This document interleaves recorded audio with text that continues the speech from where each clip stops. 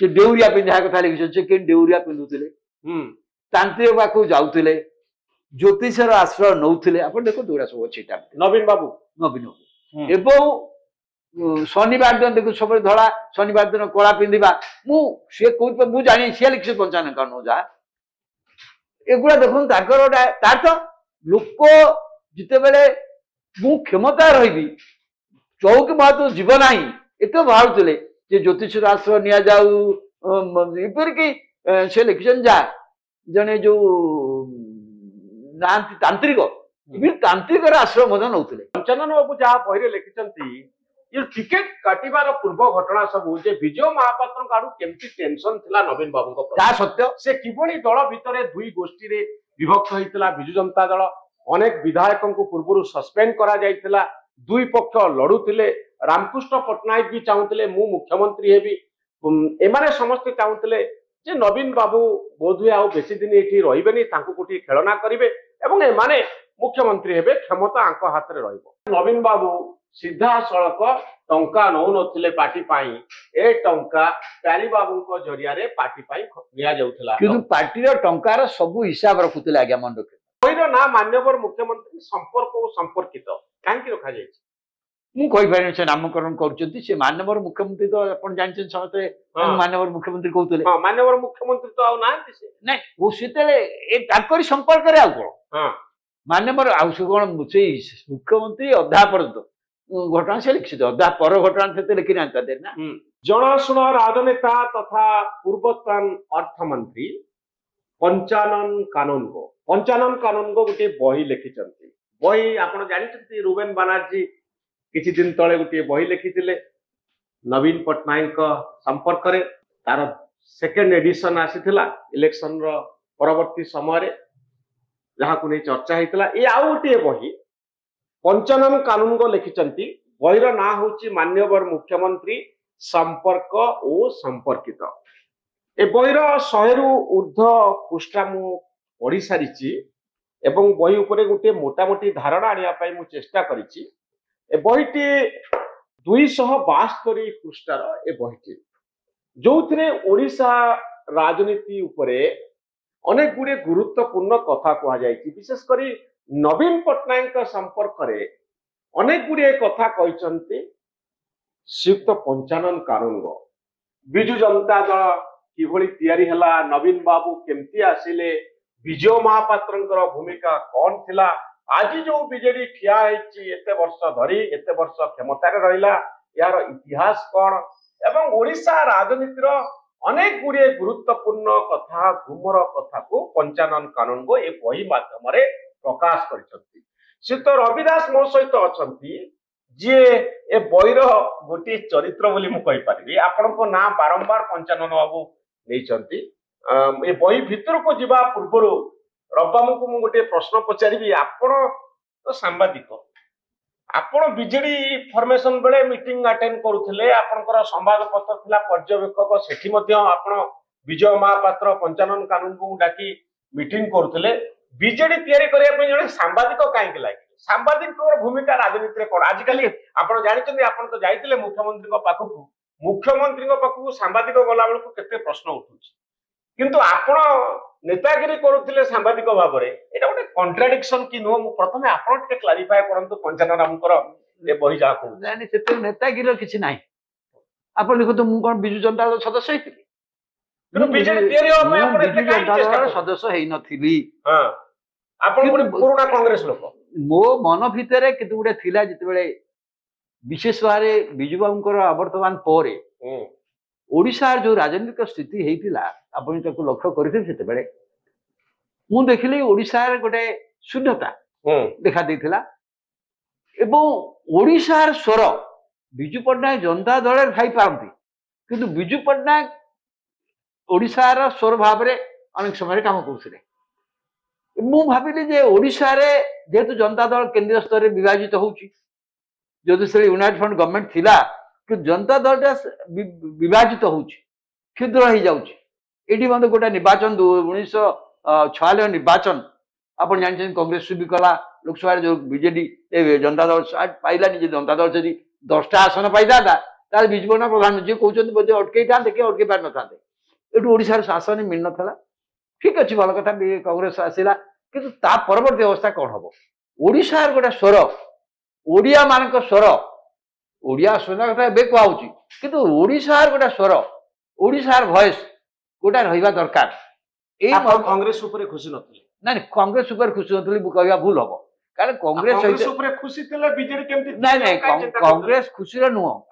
ଆମେ ଯେହେତୁ ମୁଁ ଭାବୁଛି ସାମ୍ବାଦିକ ହିସାବରେ ଆପଣ ପୁରୁଣା କଂଗ୍ରେସ ଲୋକ, ପୁରୁଣା କଂଗ୍ରେସ ଲୋକ ଥିଲି। 1971 ବିଜେଡି ତିଆରି କରିବା ପାଇଁ ପୁଣି ଆପଣ କେତେ ବର୍ଷ ଗଲାଣି, ମୁଁ ସାମ୍ବାଦିକତା କରୁଛି, ଇଏ କରୁଛି, କଂଗ୍ରେସ ବିରୁଦ୍ଧରେ ଲେଖୁଛି, ଜନତା ଦଳ ବିରୁଦ୍ଧରେ ଲେଖିଛି, ବିଜୁ ପଟ୍ଟନାୟକ ବିରୁଦ୍ଧରେ ମଧ୍ୟ ଲେଖିଛି। କିନ୍ତୁ କଥା ହଉଛି, କିନ୍ତୁ ଓଡ଼ିଶାର ଗୋଟେ ରାଜନୈତିକ ଶୂନ୍ୟତା ନ ହଉ, ଓଡ଼ିଶାର ଗୋଟେ ସ୍ୱର ରହୁ, ଓଡ଼ିଶାର ଗୋଟେ ଆଞ୍ଚଳିକ ଦଳ। କେବଳ ମୁଁ ଦେଖିଲି ଏ କ୍ଷେତ୍ରରେ କେବଳ ଗୋଟେ ଆଞ୍ଚଳିକ ଦଳ ହିଁ ଶୂନ୍ୟତାକୁ ପୂରଣ କରିପାରିବ। ବିଜୟ ମହାପାତ୍ର 55 କାନୁନଙ୍କ ସହିତ ମିଶିଲେ। ରବବାବୁଙ୍କର ପରାମର୍ଶ ଏଥିରେ ଆପଣ ପୁଣି ସେ ଲେଖିଛନ୍ତି ଯାଏ ବହିରେ ଯେ ଚନ୍ଦ୍ରବାବୁ ନାଇଡୁ ବର୍ତ୍ତମାନର ଯିଏ ଅଛନ୍ତି ଆନ୍ଧ୍ରପ୍ରଦେଶର ମୁଖ୍ୟମନ୍ତ୍ରୀ, ସେତେବେଳେ ସେ ତେଲୁଗୁ ଦେଶମ ପାର୍ଟି ଆଞ୍ଚଳିକ ଦଳ ତିଆରି କରିଥିଲେ ଆନ୍ଧ୍ରପ୍ରଦେଶରେ। ରବବାବୁ ନିଜେ ଯାଇଥିଲେ ଆଞ୍ଚଳିକ ଦଳର ଢାଞ୍ଚା କେମିତି ହବ, ତାର ସମ୍ବିଧାନ କେମିତି ତିଆରି ହବ। ବିଜୟ ମହାପାତ୍ରଙ୍କ ସହିତ ରବବାବୁ ଯାଇଥିଲେ ଆଜି ଦିନର ଆନ୍ଧ୍ରପ୍ରଦେଶର ମୁଖ୍ୟମନ୍ତ୍ରୀ ଚନ୍ଦ୍ରବାବୁ ନାଇଡୁଙ୍କ ପାଖକୁ ପରାମର୍ଶ ଆଣିବା ପାଇଁ। ୟୁନାଇଟେଡ୍ ଆନ୍ଧ୍ରପ୍ରଦେଶର ସେ ଥିଲେ ମୁଖ୍ୟମନ୍ତ୍ରୀ। ଆମେ ହାଇଦ୍ରାବାଦ ଯାଇଥିଲୁ। ହାଇଦ୍ରାବାଦରେ ଆମର ଜଣେ ବନ୍ଧୁ ଥିଲେ, ସାମ୍ବାଦିକ ବନ୍ଧୁ, ହିନ୍ଦୁସ୍ତାନ ଟାଇମ୍ସରେ। ସେ ରିଟାୟାର କରିଗଲେଣି। ମୋର ତାଙ୍କର ଯୋଗାଯୋଗ ଥିଲା। ମୁଁ ତାଙ୍କୁ କହିଲି ଆମେ ଯିବୁ, ଆପଣ ଚନ୍ଦ୍ରବାବୁ ନାଇଡୁ ସାଥିରେ ଗୋଟେ ଆପଏଣ୍ଟମେଣ୍ଟ ଫିକ୍ସ କର। ଆପଏଣ୍ଟମେଣ୍ଟ ଫିକ୍ସ କଲେ ଆମେ ଗଲୁ, ତାଙ୍କ ଗେଷ୍ଟ ହାଉସରେ ରହିଲୁ ଏବଂ ଚନ୍ଦ୍ରବାବୁ ନାଇଡୁ ସାଥିରେ କଥାବାର୍ତ୍ତା ହେଲା। ଚନ୍ଦ୍ରବାବୁ ନାଇଡୁ ସେତେବେଳେ ୟୁନାଇଟେଡ୍ ଫ୍ରଣ୍ଟ ଗଭର୍ଣ୍ଣମେଣ୍ଟର ମଧ୍ୟ ଅଂଶୀଦାର ଥିଲେ ଦିଲ୍ଲୀରେ। ବିଜୁ ପଟ୍ଟନାୟକ ଚାଲି ଯାଇଛନ୍ତି, ସେ କଥା ଜାଣିଛନ୍ତି। କିନ୍ତୁ ସେ ଗୋଟିଏ କଥା ଆମକୁ ପରାମର୍ଶ ଦେଇଥିଲେ, ଯୋଉ ଆଞ୍ଚଳିକ ଦଳଟି ଆପଣ କରିବେ, ଜନତା ଦଳଟା ପୁରାଟା ନେଇ କରନ୍ତୁ। ଜନତା ଦଳଟା ପୁରା କରୁ, ଆଞ୍ଚଳିକ ଦଳ ଓଡ଼ିଶା ଜନତା ଦଳଟା ପୁରା କରୁ, ଏବଂ କିପରି ଭାବରେ ଢାଞ୍ଚା ବଦଳିବା ପାଇଁ କେମିତି ଭାବରେ ସେ କରୁଛନ୍ତି। ତାଙ୍କ ପାର୍ଟି ଅଫିସକୁ ମଧ୍ୟ ଆମେ ଯାଇଥିଲୁ।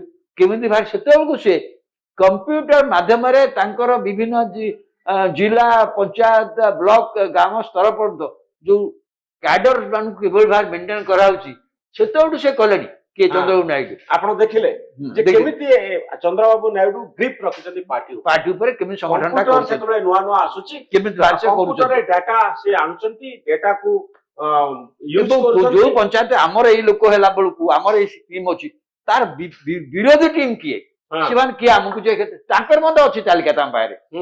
ତେଣୁ ତାଙ୍କ ଭିତରୁ କାହାକୁ କେତେବେଳେ ଅଣାଯିବ ସେ ଚିନ୍ତା କରୁଥାନ୍ତି। ତ ସିଏ ଆମକୁ ଗୋଟେ ଢାଞ୍ଚା ଦେଖେଇଦେଲେ, ଗୋଟେ ଆଞ୍ଚଳିକ ଦଳ ଚଳିବା ପାଇଁ କଣ ବେସିକ ଜିନିଷ ଦରକାର। ଯାହା ଆମେ ଯାଉ। ଆପଣ ବିଜୟ ମହାପାତ୍ରଙ୍କୁ ନେଇ ଯାଇଥିଲେ? ବିଜୟ ମହାପାତ୍ର ଯାଇଥିଲେ, ଅମର ସତପଥୀ ଯାଇଥିଲେ, ଆଉ ରବିଦାସ ବି ଯାଇଥିଲେ। ସାମ୍ବାଦିକ ରବିଦାସ, ଯାହାଙ୍କୁ ସବୁ ଦଳ ସହିତ ସମ୍ପର୍କ ଆପଣଙ୍କର ଥାଏ।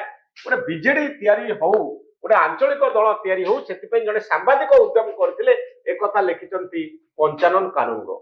ପଞ୍ଚାନନଙ୍କର ଏ ବହିଟି ଆପଣ ନିଶ୍ଚିତ ପଢିଥିବେ। ଇନାଗୁରେଟ ହେଇଛି ବହିଟି, ଯେତେବେଳେ ଲୋକଙ୍କ ପାଖକୁ ଆସି ପହଞ୍ଚିଛି। ଏ ବହିର ମୂଳ କଥା କଣ? ଦେଖନ୍ତୁ, ନବୀନ ବାବୁଙ୍କ ବିରୁଦ୍ଧରେ ମୁଁ ଯେତିକି ପଢିଛି ବର୍ତ୍ତମାନ ସୁଦ୍ଧା, ନବୀନ ବାବୁଙ୍କ ବିରୁଦ୍ଧରେ ସେ କିଛି କହିନାହାନ୍ତି। ପ୍ରଥମ ପର୍ଯ୍ୟାୟରେ ବହିରେ ଆପଣ ଯଦି ଦେଖିବେ, ଆଗରୁ ଯେମିତି କହିଲେ ଆପଣ ରୁବେନ ମାନେ ସାମ୍ବାଦିକ ଭାବରେ ଲେଖିଛନ୍ତି। କିନ୍ତୁ ଯେତେବେଳେ ଲେଖୁଛନ୍ତି ପଞ୍ଚାନନ କାନୁନଗୋ, ସେ ଗୋଟେ ଇନସାଇଡ ଭ୍ୟୁ। ସେ ଦଳରେ ଥିଲେ, ତାଙ୍କ ସହିତ ସରକାର ବି ଥିଲେ। ତେଣୁ ଜଣେ ଇନସାଇଡର ହିସାବରେ, ଏବଂ ବିଜେଡି ଫର୍ମେସନ ବେଳେ ମୁଁ କହିପାରିବି ଗୋଟେ ଫ୍ରଣ୍ଟଲାଇନ ଲୋକ ହିସାବରେ କାମ ଯଦି ଦେବି, ଯେତିକି ନୁହଁ ଥିଲେ, ବିଧାୟକ ଥିଲେ ଜନତା ଦଳର ଏବଂ ବିଜେଡି ଫର୍ମେସନରେ ଥିଲେ, ଏବଂ ତାଙ୍କଠୁ ଆହୁରି ବଡ ଭୂମିକା ମଧ୍ୟ ତ୍ରିଲୋଚନ କାନନ ନେଇଥିଲେ, ତ୍ରିଲୋଚନ ବଡ ଭାଇ ନେଇଥିଲେ। ତ ମତେ କୁହନ୍ତୁ ଯେ ଏଥିରେ କୋଉ ବହିର କୋଉ ଦିଗଟି ବା କୋଉ ପୃଷ୍ଠାଟି ଆପଣଙ୍କୁ ବେଶୀ ଆକର୍ଷିତ କରିଛି, ବହୁତ ଭଲ ଲାଗିଛି ଏ ବହି ଭିତରେ? ନାଇଁ, ଏଥିରେ ବହୁତ କଥା, ଆପଣ ବହିଟି ଯଦି ପଢିବେ, ସିଏ ବହୁତ କଥା ତା ଇନସାଇଡ ବହୁତ। ନବୀନ ପଟ୍ଟନାୟକଙ୍କର ଯୋଉ ସାଧୁତା ବିଷୟରେ ବହୁତ ଇମ୍ପ୍ରେସନ ଥିଲା, ଏବଂ ବହୁତ ଦିନ ପର୍ଯ୍ୟନ୍ତ ଲୋକଙ୍କ ବିଷୟରେ ଜାଣିଲା ନବୀନ ପଟ୍ଟନାୟକ ଜଣେ ସାଧୁ ସମ୍ପନ୍ନ ବ୍ୟକ୍ତି, ମାନେ ଅନେଷ୍ଟ ପଲିଟିସିଆନ। କିନ୍ତୁ ସେଥିରେ ସିଏ ଦେଖେଇଛନ୍ତି, ସେ ବହିରେ ଅଛି। ମୁଁ ଯଦି ଭାବୁଛି 2008 ପର୍ଯ୍ୟନ୍ତ ତାଙ୍କର ସେଇ ଧାରା ତାଙ୍କ ଭିତରେ ଥିଲା, ନବୀନ ପଟ୍ଟନାୟକ ଭିତରେ। ଯଦିଓ ନବୀନ ପଟ୍ଟନାୟକ ଜଣେ ଅନେଷ୍ଟ ପଲିଟିସିଆନ ମାନେ ଅନେଷ୍ଟ ଆର୍ଥିକ ଦୃଷ୍ଟିରୁ ଜଣେ ଅନେଷ୍ଟ ପଲିଟିସିଆନ ନୁହନ୍ତି ଏବଂ ଜଣେ ସିମ୍ପଲ ଲୋକ ନୁହନ୍ତି, ସେ ଜଣେ ଡେଞ୍ଜରସ୍ ଲୋକ। ଏଇଟା ମୁଁ ତାଙ୍କ ସମ୍ପର୍କରେ ସେତେବେଳକୁ ଏଡିଟୋରିଆଲ ଲେଖି ସାରିଥିଲି, ପର୍ଯ୍ୟବେକ୍ଷକ ଗୋଟେ ଏଡିଟର ଫ୍ରଣ୍ଟ ପେଜ ଲେଖିଥିଲି।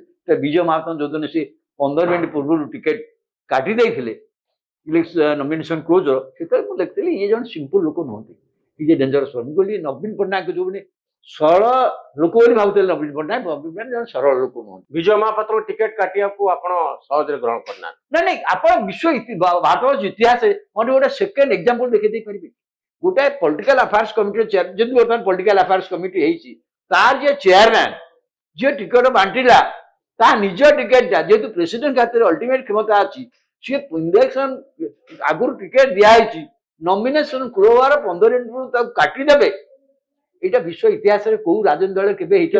ପଞ୍ଚାନନ ବାବୁ ଯାହା ବହିରେ ଲେଖିଛନ୍ତି, ये टिकेट काटिबार पूर्व घटना सब जे विजय महापात्र आड़ू केमती टेंशन थिला नवीन बाबू को ता सत्य से किबोली दल भितरे दुई गोष्ठी रे विभक्त होइतिला। बिजु जनता दल अनेक विधायकों को पूर्व सस्पेंड करा जाइतिला, दुई पक्ष लड़ुतिले। रामकृष्ण पट्टनायक भी चाहूतिले मु मुख्यमंत्री हेबी, एमाने समस्त चाहूतिले जे नवीन बाबू बोधुए आ बेसी दिन एठी रहिबेनी, तांको कोठी खेलना करिवे एवं एमाने मुख्यमंत्री हेबे, क्षमता आंक हाथ रे रहइबो। तो से अनेक गप छल गोटे उदाहरण किंतु ताहा घटिला ना। तो यही कारण विजय महापात्र क्षुब्ध थे, तेणु कौन मत नवीन शुणु गोटे राजनीतिक दल दल भितर विभिन्न लोक विभिन्न आशा करवा किसी बोल नुह आशा थी पारे। मुझे जानी अनेक कथा सी कथा लिखिं मुझे कथा जानी मत किंतु प्रतिद्वंद्विता थी पारे, प्रतियोगिता थी पारे, कांग्रेस भीतर ना कि किंतु यही कथा भारतवर्ष इतिहास आप देखी दे पारे। भारतवर्ष इतिहास कौन सी राजनीतिक दल ये कथा प्रतिद्वंदी मानक जिते दल टिकेट दिए देती गुरुत्वपूर्ण लोक विरोध हो पारती, किंतु यही पंथार कई आश्रय नहीं ना। किंतु ये जो पंथार आश्रय सी जन सिंपल लोक नुह। तो फास्ट प्राइज रे 55 बाबू बेसी किछि अटैक करना नवीन बाबू को नहीं अटैक करना कहीं नवीन बाबू संक्रांत आम मान संक्रांत सी निजे निजे अंडर मंत्री थे। इवन त्रिलोचन कानू भाया लोक भी या कहते अनेस्ट लोक बोली मोर मोर भी जो देखिए 2009 जो इलेक्शन होउची ओडिशा रे से इंडिया टुडे गोटे कवर स्टोरी करथला ओडिशा इलेक्शन ओडिशा संक्रांत से एक्सटेंसिव मोर तादेर कोर्ट सब अच्छी। मुझे मैंने कहते नवीन पट्टनायक कॉमन परसेप्शन होउची से तांकर केवल निज चौकीर भेस्टेड इंटरेस्ट में तो से चौकी रही ता भीतर आउ कौन भेस्टेड इंटरेस्ट तांकर पर्सनल भेस्टेड इंटरेस्ट नाही। गोटे लाइन भीतर उल्लेख रही जे पार्टी जेतेबेले फॉर्मेशन होतला सभापति हाथ में पूरा क्षमता रही पार्टी संविधान में एक प्रथम नथिला किंतु पर संशोधन करके नवीन बाबू चाप पकईथिले। यस रुबेन बाराजी मत एक कथा लिखे एग्जैक्ट एवं से कथा मत किंतु तांकर जो डिजनेस्ट प्रकृतिटा असाधु डिजनेस्ट पैसा करवा ये जोटा 2009 निर्वाचन रे एटा प्रतिफलित है।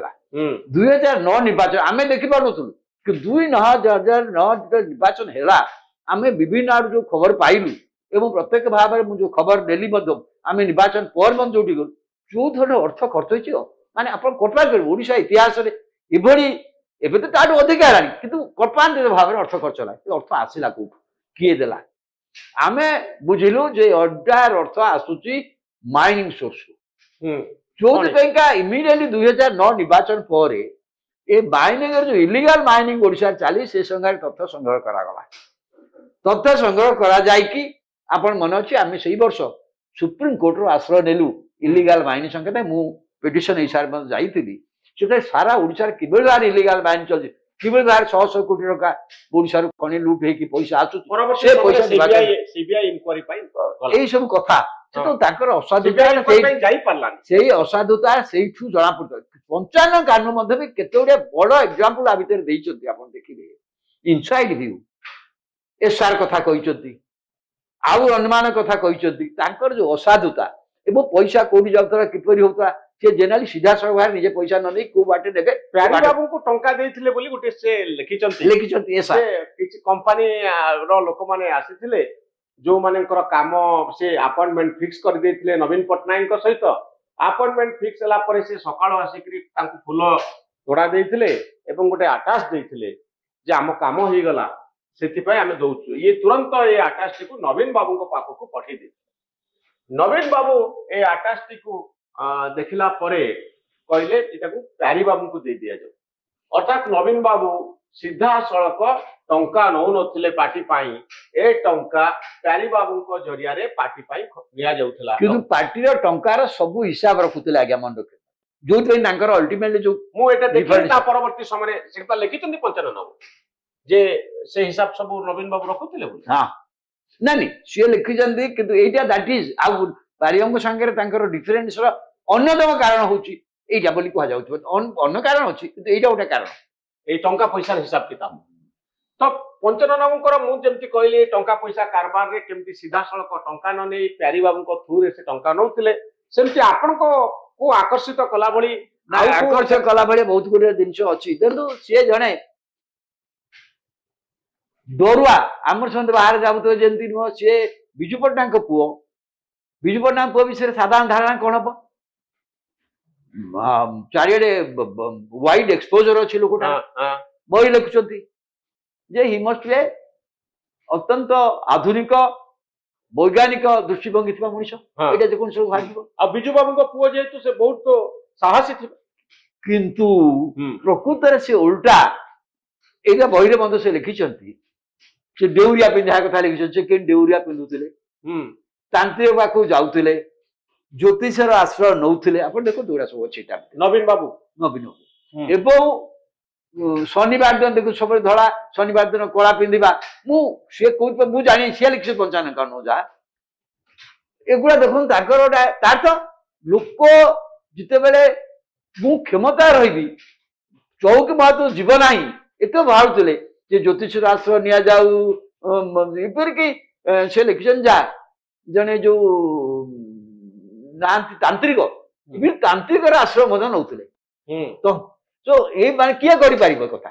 ଜଣେ ବିଜୁ ପଟ୍ଟନାୟକ ପୁଅ ଯିଏ ଜଣେ ମଡର୍ଣ୍ଣ ସାଇଣ୍ଟିଫିକ ଆଉଟଲୁକର ଲୋକ ହବା କଥା ବୋଲି ଆମର ଧାରଣା, କିନ୍ତୁ ଏ କଥା ଯେତେବେଳେ ହଉଛି ତାକୁ ଆପଣଙ୍କ ଅସାଧୁ ତ ଅଛି, ଅସାଧୁ ବିଷୟରେ ଲେଖିଛନ୍ତି, ଏଗୁଡା ମଧ୍ୟ ଲେଖା ହେଇଛି। ଏ କଥାରେ ଏକଥା ମଧ୍ୟ ଅଛି, ତାମାନେ ସେ ଖାଲି ଅସାଧୁ ନଥିଲେ, ନୈତିକତା ଦୃଷ୍ଟିରୁ ମଧ୍ୟ ଜଣେ ନୈତିକ ଶୂନ୍ୟ ବ୍ୟକ୍ତି ଥିଲେ। ଏକଥା ମଧ୍ୟ ସେ ବହିରୁ ଆପଣ ସେ ଭାବୁଛନ୍ତି ନା ବିରୁଦ୍ଧରେ ଲେଖିନାହାନ୍ତି। ଏଗୁଡା ଯିଏ ଦେଖିବ ସେ କଣ ଭାବିବ ଯେ କ୍ଷମତା ପାଇଁ ଲୋକ କଣ କରିନପାରେ। ଏଇ କଥା ଏଥିରେ ଉଲ୍ଲେଖ ରହିଛି। ଆଉ ଗୋଟେ କଥା ଇଣ୍ଟରେଷ୍ଟିଂ କଥା ଏଥିରେ ଉଲ୍ଲେଖ ରହିଛି, ଯେତେବେଳେ ବିଜୁ ପଟ୍ଟନାୟକଙ୍କର ସ୍ୱର୍ଗ ଦ୍ୱାରରେ ତାଙ୍କର ଚିତା ଜଳୁଥିଲା, ଚିତା ଜଳିଲା ପରେ ଯେତେବେଳେ ତାଙ୍କର ଚିତା ଭସ୍ମକୁ ସାରା ଓଡ଼ିଶାର 30ଟି ଜିଲ୍ଲାରେ ପକେଇବା ପାଇଁ ଗୋଟିଏ ନିଷ୍ପତ୍ତି ବିଜୟ ମହାପାତ୍ର ଏବଂ ଅନ୍ୟାନ୍ୟ ନେତା ମାନେ ଚାହୁଁଥିଲେ ଯେ 30ଟି ଜିଲ୍ଲାରେ ଆମେ ପ୍ରସେସନ କରି ବିଜୁ ବାବୁଙ୍କର ଚିତା ଭସ୍ମ କିନ୍ତୁ ସେଥିପାଇଁ କଳସୀ ସବୁ ବି ସରିଥିଲା। କିନ୍ତୁ ବିଜୁ ବାବୁଙ୍କ ପରିବାର ପ୍ରେମ ପଟ୍ଟନାୟକ, ଗୀତା ପଟ୍ଟନାୟକ ଆଉ ନବୀନ ବାବୁ ସେମାନେ ମନା କଲେ ଯେ ବାପାଙ୍କର କଳସୀ କୌଣସି ଜିଲ୍ଲାକୁ ଯିବ ନାହିଁ। ଏଥିପାଇଁ ବିଜୟ ବାବୁ ବି ମନ ଦୁଃଖ କରିଥିଲେ। ପରେ ତାଙ୍କୁ ଅନୁରୋଧ କରାଯାଇଥିଲା ଯେ ଆପଣ ଅନ୍ତତଃ ଗୋଟିଏ କାମ କରନ୍ତୁ, ପାରାଦୀପରେ ନେଇକି ଚିତାଭସ୍ମ ପକାନ୍ତୁ। ହେଲିକପ୍ଟର ଯୋଗେ ତାଙ୍କ ପରିବାରର ଲୋକ ଯାଇଥିଲେ, ଆଉ ପାରାଦୀପରେ ଚିତାଭସ୍ମ ପାରାଦୀପର ସମୁଦ୍ରରେ ପକାଯାଇଥିଲା। ପାରାଦୀପ ବନ୍ଦର ନିର୍ମାଣ କ୍ଷେତ୍ରରେ ବିଜୁ ବାବୁ ଗୋଟେ ଗୁରୁତ୍ୱପୂର୍ଣ୍ଣ ଭୂମିକା ନେଇଥିଲେ। ଏ କଥାକୁ ଆପଣ କେମିତି ଦେଖୁଛନ୍ତି? ନାଇଁ ସେତେବେଳେ ସେ ଘଟଣା ଘଟିଥିଲା। କଥା ହଉଛି ଯଦିଓ ସେତେବେଳେ ତାଙ୍କ ପରିବାର ରାଜନୀତି କରିବେ ବୋଲି ଜଣା ନଥିଲା, କିନ୍ତୁ ସେମାନେ ଚାହୁଁନଥିଲେ ଯେ ବିଜୁ ପଟ୍ଟନାୟକଙ୍କ ନାଁରେ ଅନୁମାନ କେହି ଉପକୃତ ହେଇଯାଆନ୍ତୁ ଏଠି। ସେଟାକୁ ସେ ବନ୍ଦ କରିଦେଲେ, ସେଗୁଡ଼ା ନାହିଁ।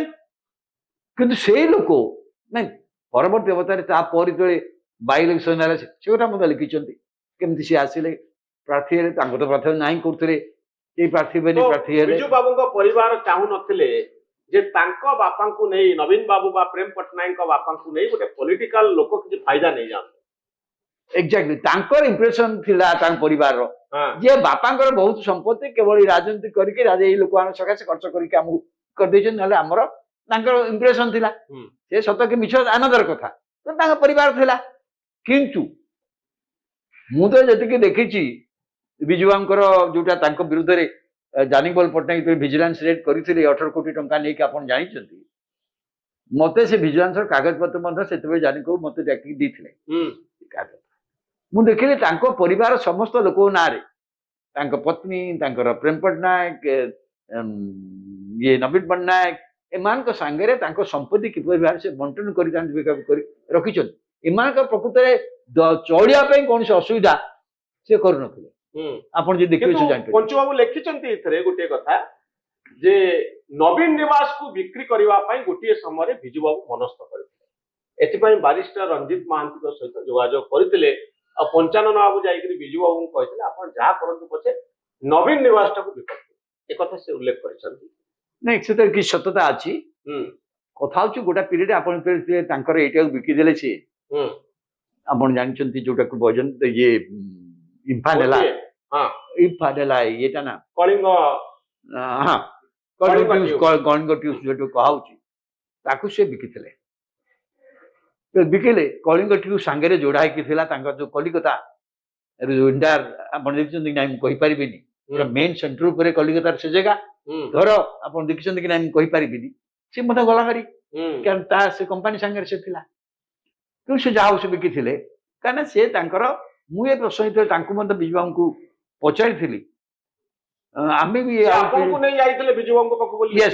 ସିଏ କିନ୍ତୁ କହୁଛନ୍ତି ଯେ ଏଇ ନକରିଥିଲେ ଆଉ ମାନେ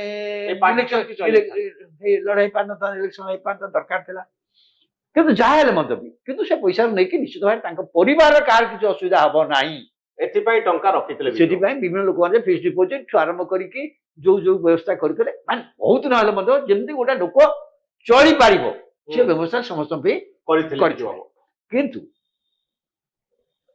ତାଙ୍କ ଘର ବିକା ବିଷୟରେ ଗୋଟେ କିନ୍ତୁ କୁହାହେଲେ ଯୋଉଦିନ ଆପଣ ଘରଟି ବିକ୍ରି କରିଦେବେ ବିଜୁ ପଟ୍ଟନାୟକ ସେ ନିଶ୍ଚୟ ବିଜୁ ପଟ୍ଟନାୟକ ଅଛନ୍ତି ମାନେ ନା ଇକ୍ସିଆଲ ବିଜୁ ପଟ୍ଟନାୟକ ମାନେ ଏଠି ଓଡ଼ିଶାରେ ଗୋଟେ ଆପେ ଆପେ ଗୋଟେ ବିରାଟ ଜନମତ ଆପଣ ପଛରେ ଛିଡା ହେଇଛି ଇଲେକ୍ସନ ହେଇପାରନ୍ତି ଜିତି ପାରନ୍ତି କିନ୍ତୁ ଓଡ଼ିଶାର ଜନମତ ଗୋଟେ ବିରାଟ ଜନମତ ଆପଣ ସାଙ୍ଗରେ ଅଛି ବହିର ନା ମାନ୍ୟବର ମୁଖ୍ୟମନ୍ତ୍ରୀ ସମ୍ପର୍କ ଓ ସମ୍ପର୍କିତ କାହିଁକି ରଖାଯାଇଛି ମୁଁ କହିପାରିନି ସେ ନାମକରଣ କରୁଛନ୍ତି ସେ ମାନ୍ୟବର ମୁଖ୍ୟମନ୍ତ୍ରୀ ତ ଆପଣ ଜାଣିଛନ୍ତି ସମସ୍ତେ ମାନ୍ୟବର ମୁଖ୍ୟମନ୍ତ୍ରୀ କହୁଥିଲେ ମାନ୍ୟବର ମୁଖ୍ୟମନ୍ତ୍ରୀ ତ ଆଉ ନାହାନ୍ତି ସେ ନାଇଁ ସେତେବେଳେ ଏ ତାଙ୍କରି ସମ୍ପର୍କରେ ଆଉ କଣ ମାନ୍ୟବର ଆଉ ସେ କଣ ସେଇ ମୁଖ୍ୟମନ୍ତ୍ରୀ ଅଧା ପର୍ଯ୍ୟନ୍ତ ଘଟଣା ସେ ଲେଖିଛନ୍ତି ଅଧା ପର ଘଟଣା ସେତେ ଲେଖି ନାହାନ୍ତି ନା ତେଣୁ ସେ ମାନ୍ୟବର ମୁଖ୍ୟମନ୍ତ୍ରୀ ଏବଂ ଓଡ଼ିଶାର ଲୋକମାନେ ସବୁ କଥାରେ ଆପଦ ଥିଲେ ଟିଭିରେ ତାଙ୍କର ଲୋକ ଯିଏ ଆସିଲେ ମାନ୍ୟବର ମୁଖ୍ୟମନ୍ତ୍ରୀ କହିବେ ତ ଆଉ କିଛି କୁହନ୍ତିନି ସେମାନେ କେବେ ମୁଖ୍ୟମନ୍ତ୍ରୀ କହନ୍ତି ଖାଲି କୁହନ୍ତିନି 2004 ମସିହା ଠାରୁ ଏ ଲାଇନଟା ମାନ୍ୟବର ଶବ୍ଦଟା ମୁଖ୍ୟମନ୍ତ୍ରୀଙ୍କ ପଛରେ ଯୋଡି ହେଇଗଲା ଏକଦମ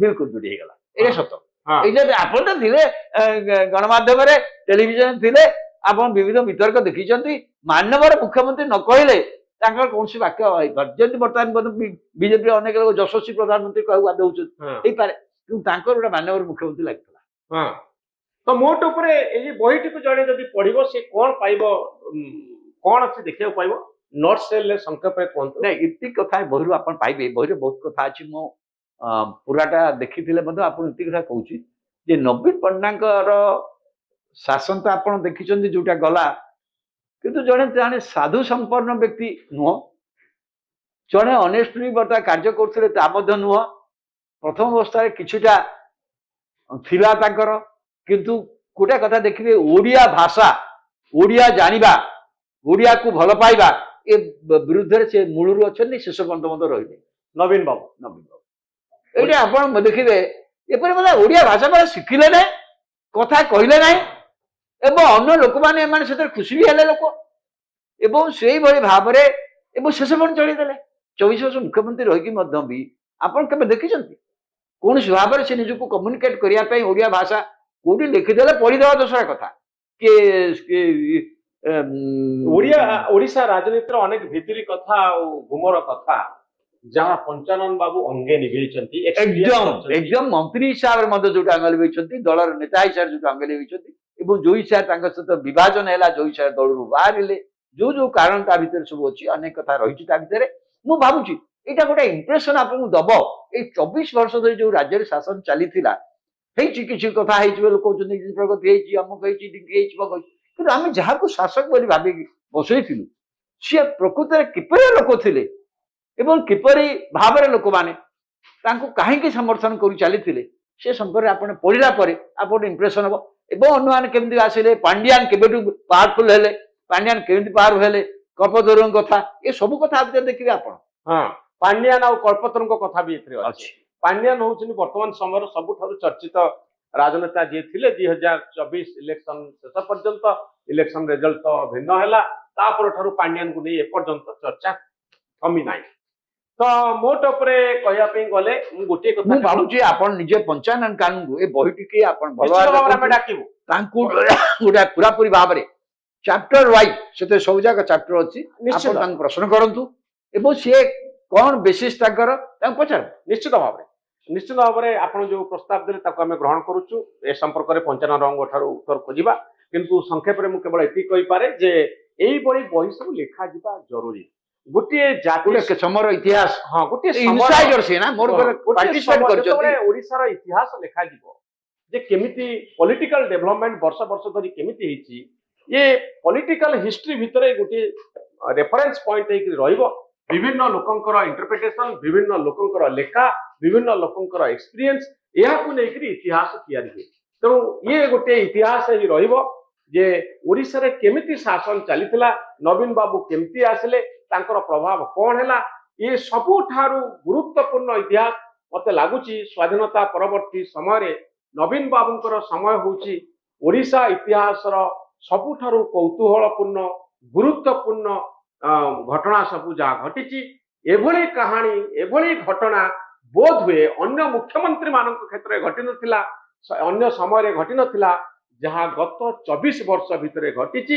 ଏବଂ ସେଇ ଘଟଣାର କିଛି ଅଂଶ এই ବହି ଭିତରେ ସ୍ଥାନିତ ହୋଇଛି। ଆଶା କରିବା ମୋର ଆଣ୍ଡ ମୋର, ଅଧିକରୁ ଅଧିକ এইଭଳି ରାଜନୀତିକୁ ନେଇ ଲେଖା ଆସିବ ଯାହା ଓଡ଼ିଶାର ପଲିଟିକାଲ ହିଷ୍ଟ୍ରିକୁ ସମୃଦ୍ଧ କରିବ। ଧନ୍ୟବାଦ ଶ୍ରୀଯୁକ୍ତ ରବି ଦାସ ଆପଣଙ୍କର।